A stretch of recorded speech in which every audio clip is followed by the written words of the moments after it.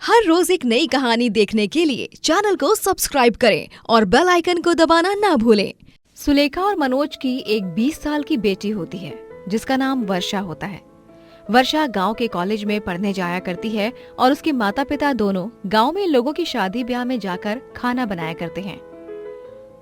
अरे सुलेखा बहन, मनोज भाई, आपके हाथ के बने इस खाने की खुशबू तो बहुत ही कमाल की आ रही है।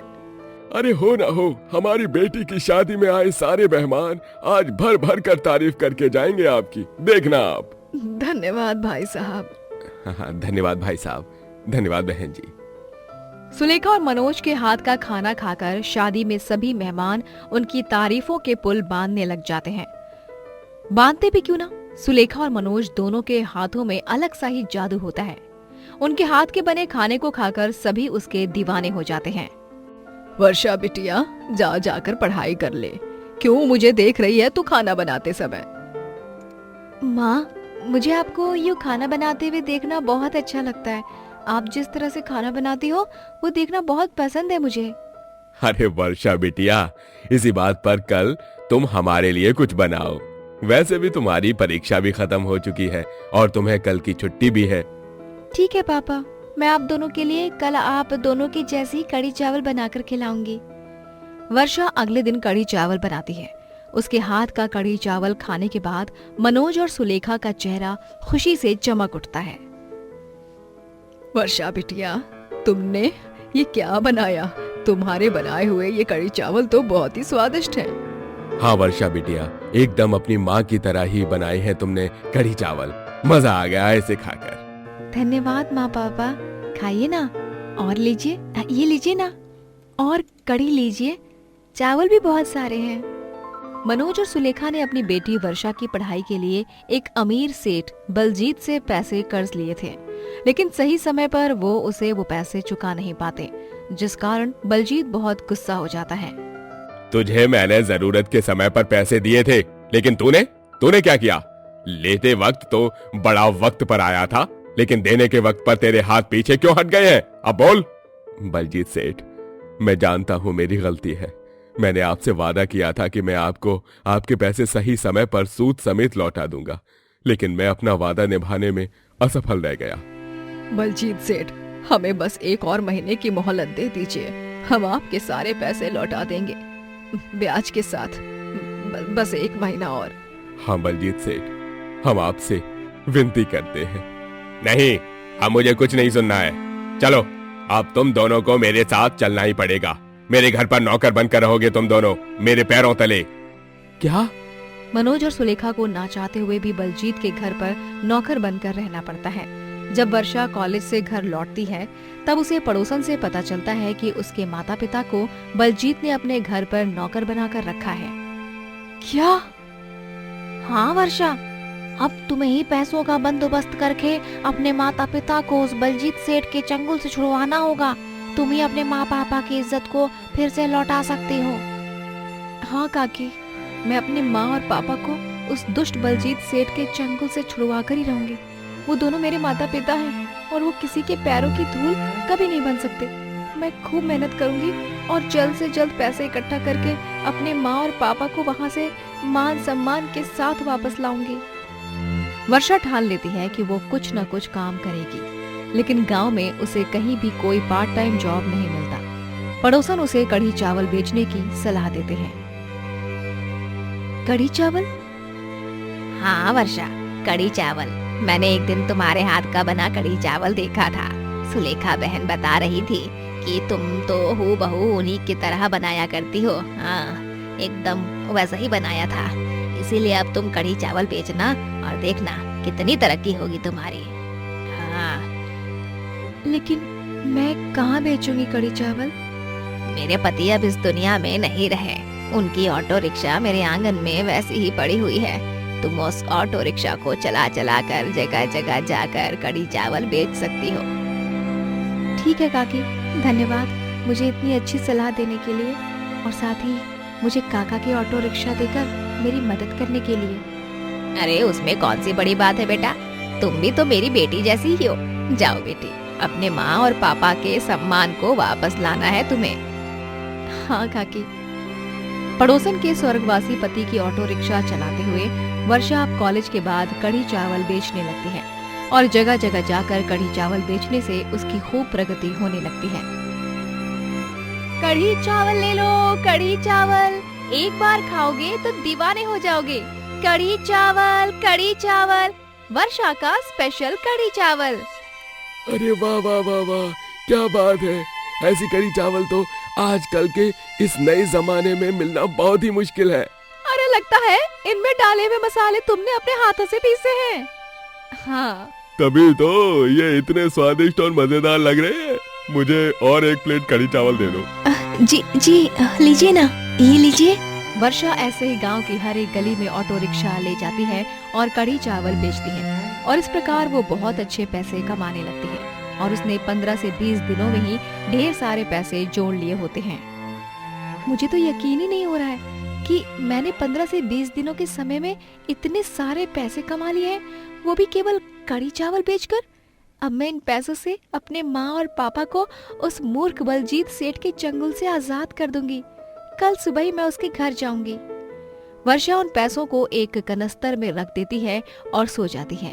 ये सब एक चोर ने खिड़की से देख लिया होता है और वर्षा के सोने के बाद वो चोर छुप के वर्षा के घर में घुसता है और उस कनस्तर को चुरा ले जाता है।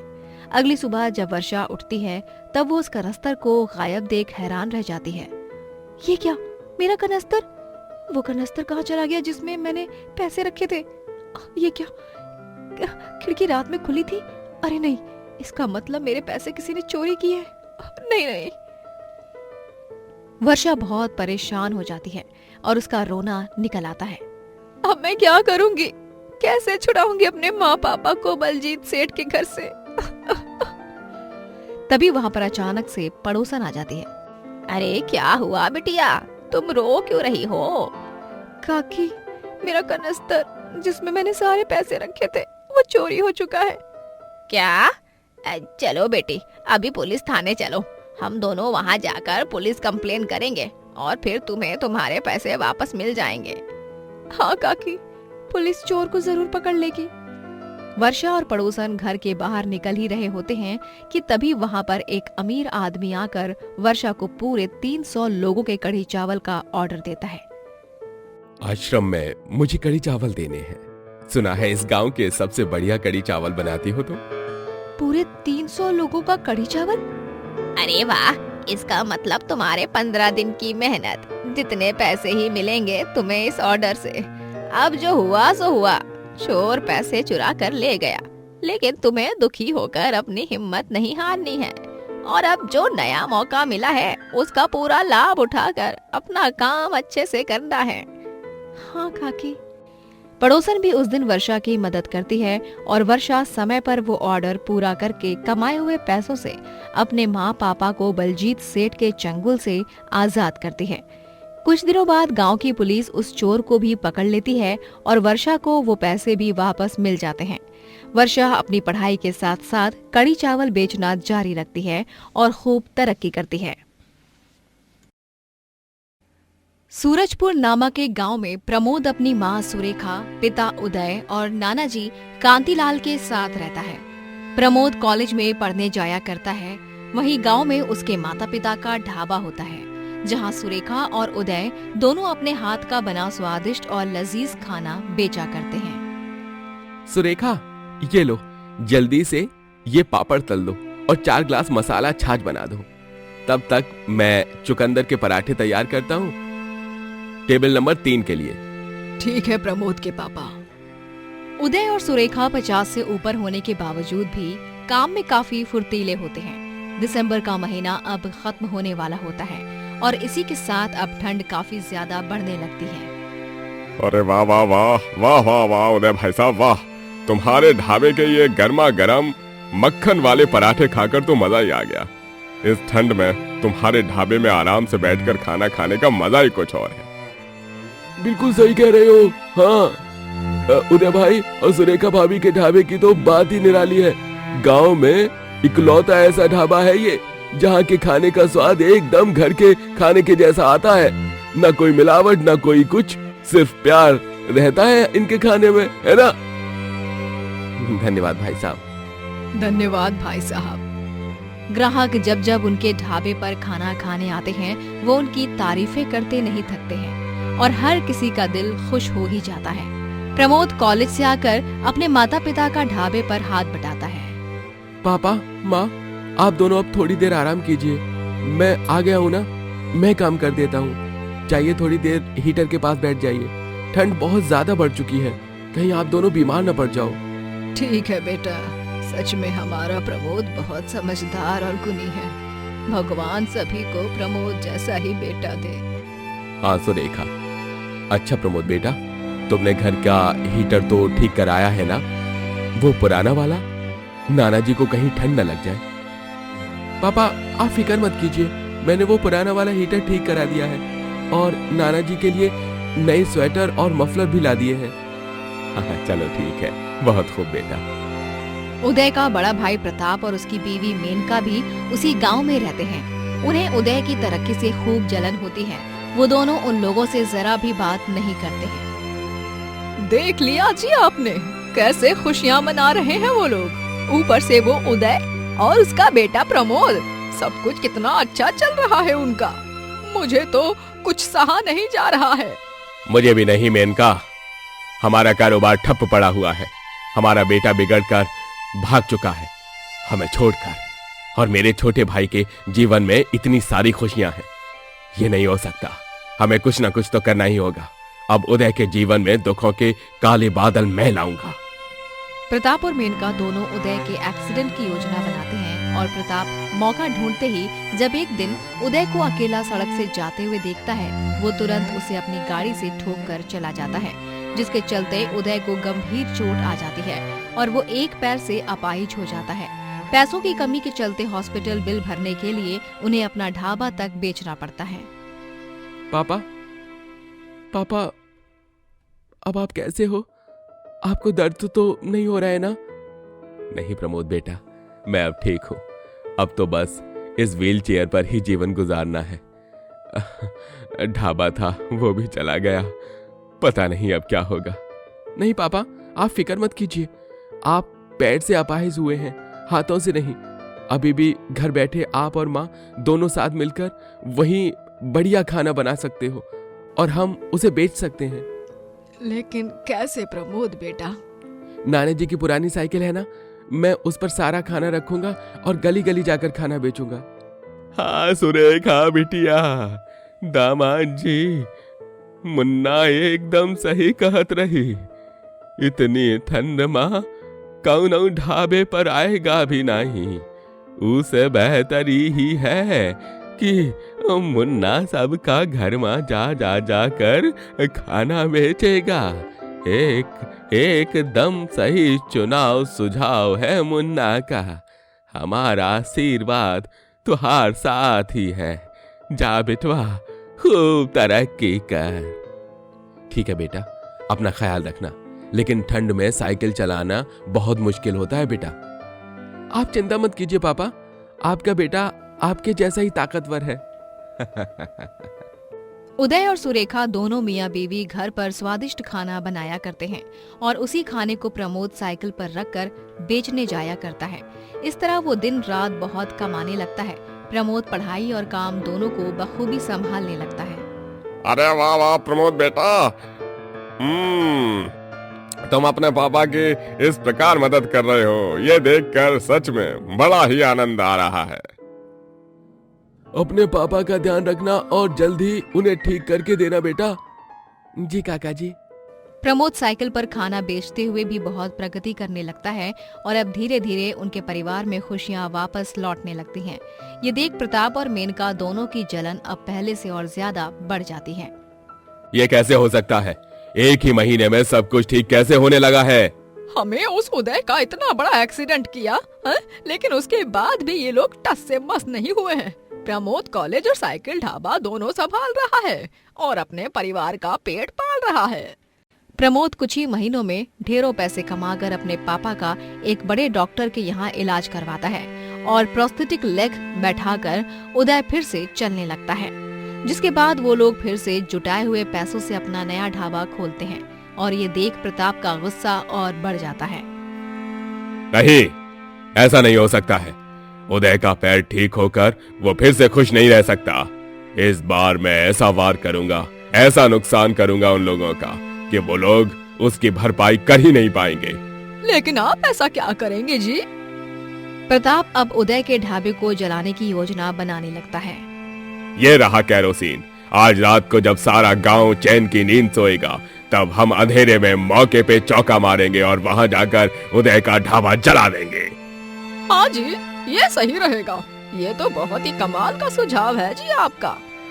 लेकिन वो केरोसिन का ढाबा प्रताप के घर पर ही लीक हो जाता है और गलती से चूल्हा जलाते वक्त माचिस की तीली फर्श पर फैले केरोसिन पर जाती है और प्रताप और मेनका का घर ही जलने लगता है। अरे नहीं, अरे बचाओ, बचाओ! नहीं, ये तो हमारे घर में ही आग लग गई। मेनका, ये क्या हो गया? मेनका और प्रताप आग में फंस जाते हैं, लेकिन तभी उनके घर से गुजर रहा साइकिल पर सवार प्रमोद ये सब देख लेता है और वक्त रहते वो उन दोनों को आग में से बाहर निकालकर उनकी जान बचा लेता है। ताऊ जी आप दोनों ठीक हो ना? हाँ प्रमोद बेटा। प्रमोद उन दोनों को अपने घर ले जाता है और वो दोनों को उदय ही अब सहारा देता है। ये देख कर प्रताप और मेनका को अपने किए पर बहुत शर्मिंदगी महसूस होती है। मुझे माफ कर दो उदय, तुम्हारा बड़ा भाई होकर भी मैंने तुम्हारे साथ बहुत गलत किया है। पहले तुम्हारा एक्सीडेंट किया और आज मैंने तुम्हारे ढाबे को जलाने की योजना बना रहा था, लेकिन मेरा घर ही जलकर राख हो गया। आज हम दोनों को समझ आ गया है देवर जी कि चाहे आप मन में कितनी भी खटास रख लो, कितनी भी नफरत रख लो, अंत में सके खून के रिश्ते ही काम आएंगे। और आज हमें सच में अपनी काली करतूतों पर बहुत शर्मिंदगी महसूस हो रही है। हमें तहे दिल से माफ कर दीजिए आप सब। पूरा परिवार प्रताप और मेनका को माफ कर देता है और उस दिन के बाद सभी एक साथ खुशी से रहने लगते हैं और उदय का ढाबा और ज्यादा तरक्की करता है। रौनकपुर कहकर एक गांव में शिवांगी अपने बूढ़े पिता जगमोहन के साथ रहती है। शिवांगी का इस दुनिया में अपने पिताजी के अलावा और कोई नहीं होता। शिवांगी भगवान शिव की परम भक्त होती है और वो हर सोमवार को सुबह सवेरे जल्दी उठकर शिव मंदिर जाकर उनकी पूजा आराधना कर उन्हें दूध अभिषेक करती है। ओम नमः शिवाय, ओम नमः शिवाय। हे शिव जी, कुछ ही महीनों बाद मेरी शादी होने वाली है। इतने लंबे इंतजार के बाद मुझे मयंक जैसा एक अच्छा वर मिल रहा है, जिसके साथ मैं अपने आगे के जीवन को बिताना चाहती हूँ। बस आपसे यही मांगना चाहती हूँ कि मेरी शादी में कोई विलम्ब ना आए और सब कुछ अच्छे से हो जाए। शिवांगी मंदिर में घंटों तक बैठकर शिव जी से बातें किया करती है। सुबह से दोपहर हो जाती है, मंदिर का परिसर खाली हो जाता है, तब भी शिवांगी वहां से नहीं जाती। एक दोपहर, अरे शिवांगी बिटिया, तुम अभी तक यहाँ पर हो? हाँ पिताजी, आपकी सेहत और लंबी उम्र की कामना कर रही हूँ ताकि मेरे विदा होने के बाद आप सही सलामत रह सको। और देखना, मेरे शिवजी ना आपको किसी भी तरह की पीड़ा नहीं होने देंगे। वो बहुत भोले हैं और परोपकारी हैं, इसीलिए तो उन्हें भोलेनाथ कहते हैं। हाँ बेटिया, ये बात तो तूने बिल्कुल सही कही। हर हर महादेव।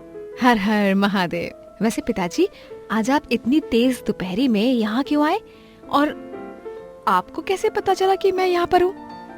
मैं अच्छी तरह से जानता हूँ लाडो, तू कहीं नहीं मिली तो अपने शिव जी के पास ही मिलेगी। और आज हमें बाजार जाकर तेरी शादी की बची हुई खरीदारी करनी है ना। पिछले महीने पूजा भंडार से मेरी अच्छी कमाई हुई है। बचत किए हुए पैसों से और पूजा भंडार से कमाए गए पैसों से आज हम खरीदारी कर पाएंगे। ठीक है पिताजी। जगमोहन का गांव में एक पूजा भंडार होता है जहां वो सारी पूजा सामग्री बेचा करता है। वो अपनी बेटी के विवाह के लिए पाई पाई करके पैसे जोड़ता है और उसने अपनी बेटी को ये दिन दिखाने के लिए काफी सारे संघर्षों को पार किया होता है। शिवांगी की शादी गांव के एक अच्छे घराने वाले लड़के मयंक के साथ तय हुई होती है। शादी के 15 दिनों पहले अचानक से जगमोहन के सीने में दर्द जाग उठता है और शिवांगी उसे फौरन शहर के अस्पताल में ले जाती है। डॉक्टर, क्या हुआ? कैसे है मेरे पिताजी? कोई चिंता वाली बात तो नहीं है ना? देखिए, आपके पिताजी को ये स्ट्रेस के कारण हुआ है, लेकिन इन्हें कभी भी कुछ भी होने की संभावना है, क्योंकि पहले भी इन्हें दिल की बीमारी रह चुकी है। उसका इलाज कराने के बाद भी वो ठीक नहीं हुए थे पूरी तरह। तो अब आप इनके खाने पीने का ख्याल रखा कीजिएगा और इन्हें टेंशन से दूर रखिए। ठीक है डॉक्टर, धन्यवाद। घर जाने के बाद, पिताजी, आपने किस बात की चिंता की इतनी? क्या परेशानी है आपको? किसी बात की चिंता नहीं नहीं बिटिया रानी, बस जल्दी से तेरा कन्यादान कर दूं, फिर मुझे कुछ भी हो जाए मुझे कोई फर्क नहीं पड़ता। बस मुझे जाने से पहले अपनी लाडो रानी की शादी होते हुए देखनी है। कैसी बातें कर रहे हैं आप पिताजी? जरूर देखेंगे आप मुझे विदा होते हुए। ये भी कोई बात हुई? हाँ, देखना, आप ना शादी में सबसे ज्यादा नाचेंगे। शिवजी है ना, वो सब संभाल लेंगे। हाँ शिवांगी बिटिया। शिवांगी और मयंक दोनों ही अपनी शादी के लिए बड़े उत्सुक होते हैं। शादी के पहले मयंक शिवांगी से मिलकर उससे कहता है, शिवांगी, जगमोहन काका शादी के बाद अकेले कैसे रहेंगे? अभी उन्हें ये हुआ है, कल को भगवान न करे फिर से कुछ हो गया तो वो अकेले क्या करेंगे, किससे कहेंगे? हाँ मयंक, ये तो मैंने सोचा ही नहीं। इसलिए मैं कह रहा हूँ कि शादी के बाद वो हमारे घर में ही रहेंगे। माँ और पापा को इससे कोई दिक्कत नहीं है। उन दोनों से इस विषय पर मैंने बात कर ली है। मयंक, तुम सच में बहुत नेक दिल और अच्छे इंसान हो, और मैं बहुत भाग्यवान हूँ जो मुझे तुम जैसा होने वाला पति और ससुराल वाले मिले। काकी काका ने तो पिताजी से दहेज भी नहीं लिया, और तो शादी का आधे से ज्यादा खर्चा वो लोग ही उठा रहे हैं। मैं बहुत खुश नसीब हूँ सच में। ये सब मत कहो, हमारा रिश्ता तो स्वयं देवों के देव महादेव ने लिखा है, और हमारा साथ आना भी उन्हीं के कारण हुआ है। हाँ मयंक, सो तो है। जब शिवांगी मयंक से मिलने गई होती है, उस दौरान जगमोहन को अचानक से हार्ट अटैक आता है और वो घर पर ही अपना दम तोड़ देता है और उसका देहांत हो जाता है। जैसे ही शिवांगी घर पहुंचती है, वो अपने पिताजी को मृत देखती है। ये देख एक पल में ही शिवांगी की दुनिया इधर से उधर हो जाती है। पिताजी, ये नहीं हो सकता। आप मुझे छोड़कर नहीं जा सकते पिताजी, आप मुझे छोड़कर नहीं जा सकते। पिताजी, उठिए ना पिताजी। थोड़ी देर बाद मयंक और उसके माता पिता भी वहां आ जाते हैं और सूर्यास्त होने से पहले जगमोहन का अंतिम संस्कार किया जाता है। पिताजी के जाने के बाद शिवांगी पूरी तरह टूट चुकी थी। उसका इस दुनिया में अपने पिताजी के अलावा और कोई था भी नहीं, और इकलौते वो भी अब जा चुके थे। मयंक और उसके माता पिता शिवांगी को सांत्वना देते हैं। शिवांगी बेटा, बस बस बेटा, अब होली को कौन टाल सकता है भला। यूं रोगी तो तुम्हारी तबीयत खराब हो जाएगी। चलो बेटा, कुछ खा लो, तुमने पिछले 24 घंटे से कुछ भी नहीं खाया। शिवांगी, शिवांगी खा लो कुछ, तुम बीमार पड़ जाओगी। उन लोगों के कहने पर शिवांगी अन्न के 2 निवाले खाती है। 3 दिन बाद, शिवांगी, अब मयंक, तुम दोनों की शादी का दिन है कल, ये रहे तुम दोनों के कपड़े। शिवांगी बेटा, तुम इस शादी से खुश तो हो ना?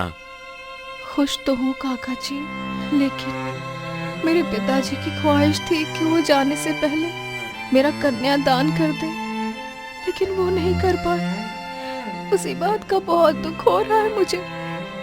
वो तुम्हें ऊपर से देख रहे होंगे, उन्हें गए अभी तक ठीक से 1 महीना भी नहीं हुआ है, और हम शादी करा रहे हैं। लेकिन हम भी क्या करें बेटा, पंडित जी ने तो पहले ही कहा है कि कल के बाद शुभ मुहूर्त सीधा 1 साल बाद है। शिवांगी, तुम्हें चिंता करने की कोई जरूरत नहीं है। तुम हमारी बहू नहीं बनने जा रही हो, तुम तो हमारी बेटी ही हो, और अपनी बेटी को हम किसी चीज की कमी खलने नहीं देंगे। धन्यवाद काका जी। दिल में कई सारी दर्द भरी यादें सजोकर शिवांगी अपने शादी का जोड़ा पहन लेती है और वो शादी के मंडप में पहुंचती है। तभी पंडित जी कहते हैं, कन्यादान के लिए अपने पिताश्री को बुलाओ बिटिया। वो दरअसल पंडित जी, मेरे पिताजी नहीं है इस दुनिया में, उनकी हाल ही में। तभी अचानक से हवाएं तेज चलने लगती हैं और हर तरफ धुआं धुआं छा जाता है, और तभी कुछ क्षण बाद सभी देखते हैं कि वहाँ पर स्वयं शिव जी प्रकट होते हैं। शिव जी को देख सबके होश उड़ जाते हैं। शिव जी आप, ये तो चमत्कार हो गया, मुझे विश्वास नहीं हो रहा है, आप यहाँ कैसे? अपनी बेटी के कन्यादान के लिए एक पिता को आना ही पड़ा शिवांगी। मैं जानता हूँ जगमोहन के जाने से तुम बहुत टूट चुकी हो, लेकिन बेटी, जगमोहन का इस संसार से केवल देह खत्म हुआ है, लेकिन उसकी आत्मा आज भी संसार में है। वो यही है, तुम्हें आशीर्वाद दे रहा है, और मेरे होते हुए तुम्हें रोने की कोई आवश्यकता नहीं है। मैं हमेशा हर क्षण तुम्हारी रक्षा करता रहूंगा बेटी। धन्यवाद शिव जी, आपका बहुत बहुत धन्यवाद। हर हर महादेव। और इस प्रकार शिव जी अपनी बेटी शिवांगी का कन्यादान करते हैं और उसे आशीर्वाद देकर वहां से अदृश्य हो जाते हैं। यह अलौकिक दृश्य देख सभी चकित रह जाते हैं। शिवांगी को अपनी भक्ति का फल आखिरकार मिल ही जाता है और वो अपने पति और ससुराल वालों संग खुशी से जीवन बिताने लगती है। दोस्तों, अगर आपको ये कहानी पसंद आई तो लाइक करें, शेयर करें और कमेंट करके बताएं कि कहानी में आपको सबसे अच्छा क्या लगा।